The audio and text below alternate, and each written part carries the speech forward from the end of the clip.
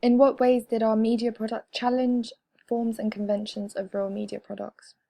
Ways in which we challenge the forms and conventions of real media products is by our choice of a protagonist. My group decided to create a narrative about a normal teenage boy who entertains himself by randomly hacking into websites and searching things on the dark web. This is somewhat a realistic view of some teenagers in this day and age, because teenagers have grown up with technology and some have managed to learn skills such as hacking. We knew that our choice of protagonist would definitely contrast the stereotypical older male with a middle-class occupation or background, as our character is neither one of those. However, I believe that our choice of character was really effective because our target audience, which was 15 to 25-year-olds, were able to relate better to our chosen character because of the similarities that they had between them. This also allowed the viewer to build an on-screen relationship with the character. Overall, my film trailer did not challenge many forms and conventions of psychological thriller trailers, due to the fact that abiding most of these rules would make the trailer seem realistic and also attract our target audience. Despite challenging some forms and conventions, the audience is the most important part of this whole process because their demands and expectations should be met. Otherwise, the film would be unsuccessful. For example, if key features such as the main film title isn't present, the audience would be unaware of the film's name, and also the film trailer would be easier to forget because they aren't provided with the word or title to associate the film trailer with. This would lead to many of our target audiences losing interest because our trailer didn't meet their expectations of a typical film trailer. In what ways does our film magazine cover use the codes and conventions of real media products? This is a list of the codes and conventions of a magazine cover. As you can see, on a magazine cover there would be the masthead, which is the name of the magazine cover, buzzwords such as free, which are used here. Secondary images are any images that are there besides the main image, which is this one. The cover line is normally the stories that are inside the magazine.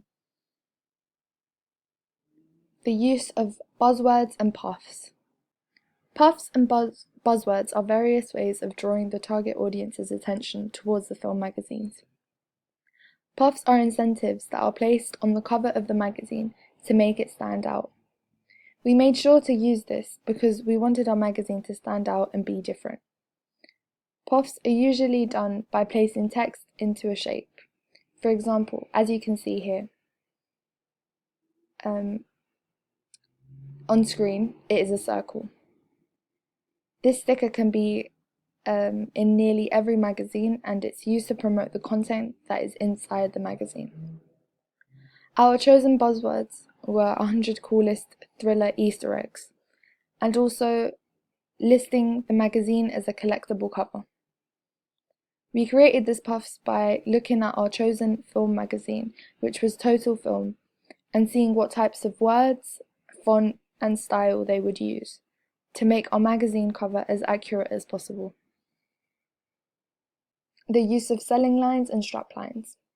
The selling line and strapline is seen as an introductory headline below the masthead. This strapline describes the magazine. So as you can see here, the strapline for Empire's issue for The Hobbit is the Shire's biggest movie magazine. Meanwhile, in this one, it has changed to the world's biggest movie magazine. And this is for the magazine cover of Wolverine. Meanwhile, in R1, we chose a different strapline, which was the Smarter Movie magazine. We chose this because I have seen this in other film magazine covers of Total Film, and I preferred this plain layout of words. Establish title and masthead. We have chosen the movie magazine Total Film because we felt our film genre and narrative was complemented by this magazine.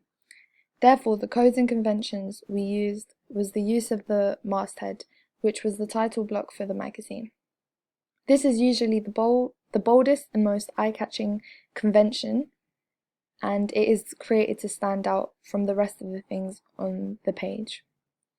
The font for the magazine Total Film is also used for every published magazine because the font and style of it is immediately linked to the magazine and is familiar to its readers. Ways in which we could have developed it by improving our film magazine. We could have developed our magazine further, as I felt that the magazine cover needed more text and a brighter colour scheme to catch the target audience's attention more. I also felt like it was missing secondary images of films that are included inside the magazine. This would have made it look more realistic. We also developed our main image on our film magazine cover by taking separate pictures and merging them together to form the main image. We photoshopped the main character to give the appearance that he is looking down at London. We also did not want grass in our magazine cover because we agreed that it wouldn't be relevant with our narrative or trailer, and it would also make the picture seem amateur. The final image shows the protagonist holding a USB in his hand, dressed in torn clothing, with the background of a blue sky and a skyline of London. We feel that we developed our main image effectively because the blue background represents hope and prosperity for the character, and also links to the last scene of our film trailer. The USB is also a crucial part of our narrative, therefore it was important to have the USB on our magazine cover.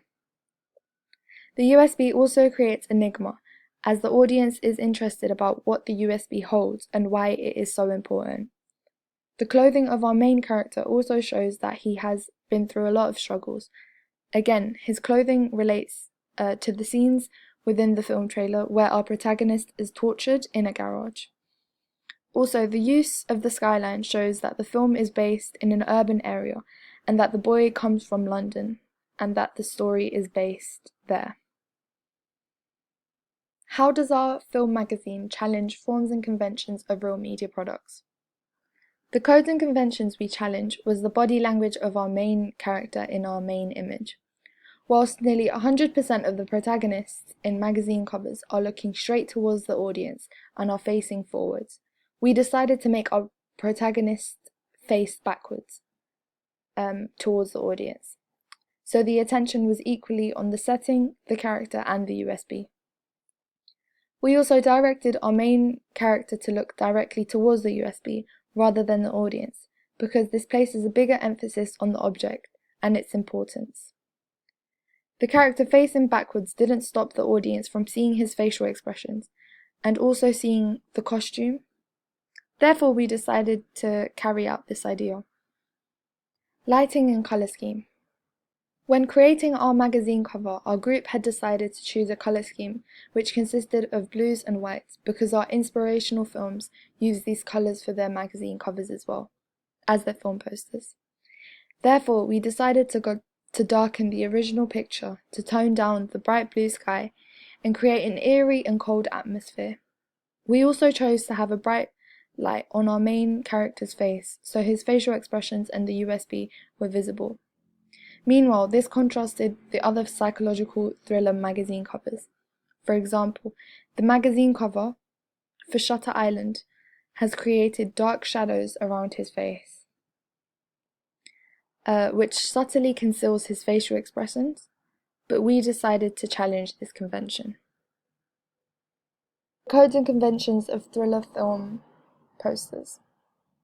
Film posters normally have taglines, release dates, reviews and star ratings, age certification, a main image, taglines, a colour scheme, and also follow the rule of thirds. In what ways did our film poster use forms and conventions of real media products? The use of an eye-catching image. As you can see, the main character is placed in front, while the antagonist is placed behind him, and this shows that the antagonist is following the protagonist. There is also the use of a gun. This connotes danger and also increases the excitement. The rule of thirds is also used because the main image is placed right in the middle of the film poster. The gun aim on the main character's head also shows that he is a target, and his facial expressions show fear. We obey the codes and conventions of reviews and the use of stars that was displayed on our film poster. We chose to add reviews from critics, and we chose the newspaper The Guardian, since they are a reliable source and have a good reputation. The reviews also allow the audience to see what to expect and whether the film was rated average or excellent. We also included the tagline and title on our film poster. The title allows the audience to know the name of the film and also provides them with a hint of what our narrative is about. Our tagline is "Expose the Truth." We chose to make it short and snappy, so it was memorable and easier to remember. Taglines are also seen in another existing film poster and is a typical convention. Our tagline suggests that one of the characters is withholding truth from someone or something. We also included the certification on our film poster so that the audience is aware of what kind of themes will be included in our film. We chose a certification of 15 due to some scenes of violence and torture, as this would be inappropriate for anyone who was younger. We also found out that this age group were more likely to be interested in thrillers, and therefore they are part of our target audience. Films with a similar target audience to ours is the film Memento, Seven, and also The Silence of the Lambs.